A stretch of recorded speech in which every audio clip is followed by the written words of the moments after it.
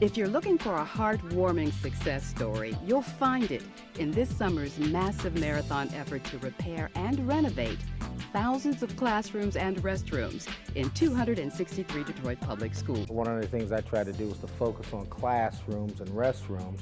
Restrooms, obviously, from a health standpoint. Classrooms, because I think it's extremely difficult for kids to concentrate on what the teacher's saying based on the fact that they're sitting there staring at a ceiling about to fall in on their head. Clearly, there was a huge and vital job ahead that needed someone who could get things done quickly. Dr. Adamani approached me shortly after he came in and asked if I would do the building repair program. And I didn't have to be asked twice. I had a good sense of how bad things were. As usual, Mike Duggan began with a driving optimism. Knowing the contractors in this town and the businesses in this town, I thought there was an excellent chance we could succeed. One of the nation's leading construction managers, Barton Mallow, and its frequent local partner, Dumas Construction Services, were chosen to head up the project.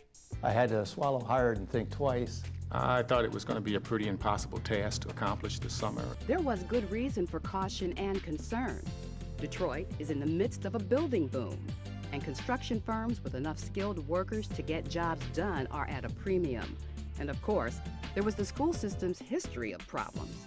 The voters approved a bond of $1.5 billion in 1994. When I started here in the middle of May, only $35 million of that had actually been spent. So it wasn't that the money had been misused. The money hadn't been spent at all, largely because of the Detroit Public Schools bureaucracy, which basically defies you to get anything done. Quite frankly, there were contractors out there that didn't really want to participate because the system was too bureaucratic. I was a little pessimistic relative to what might be accomplished. Glenn Wash, who's been in the construction business for more than 4 decades, signed on to work on the constellation that includes Sherrard, a K-8 school on the Northeast Side. What Mike Duggan did was he opened Pandora's box in reverse. He created the opportunity for contractors that would have not ordinarily have come into the city of Detroit and not been involved to become involved. Given the opportunity, African-American minority-owned business will and can step to the plate and get the job done when they're called upon.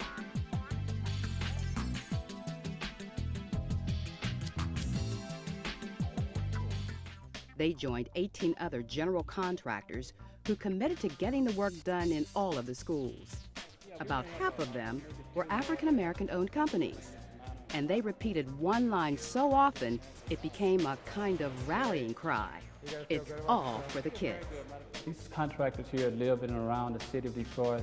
They have kids going to these particular schools. Everything was just shot. It seemed like it hadn't been changed since the school had been built.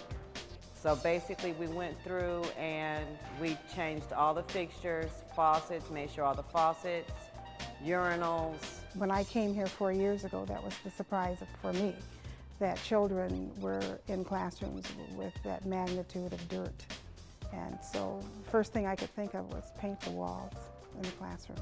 They are in the process now of putting new lighting in the hall, which is an absolute necessity.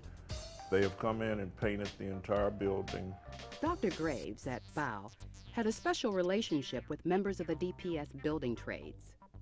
Many of whom I've known over the years. So it's kind of like old friends coming back into the building to do repairs that they have always wanted to do.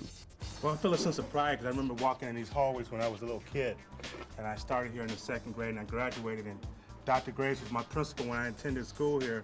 So for myself personally, I feel a sense of pride of being able to give back to the community that helped me to get to the point to where I'm at right now.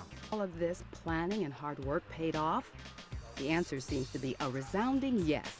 In almost all of the district schools, the work designated for completion this summer will be finished before classes resume.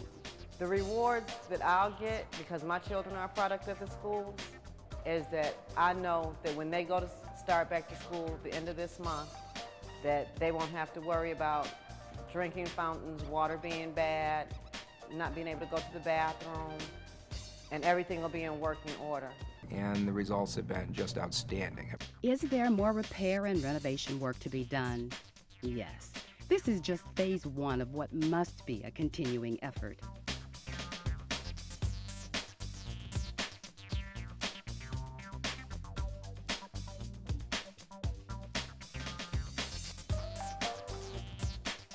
hopes are running high that our newly renovated schools will have a lasting kind of impact on our students.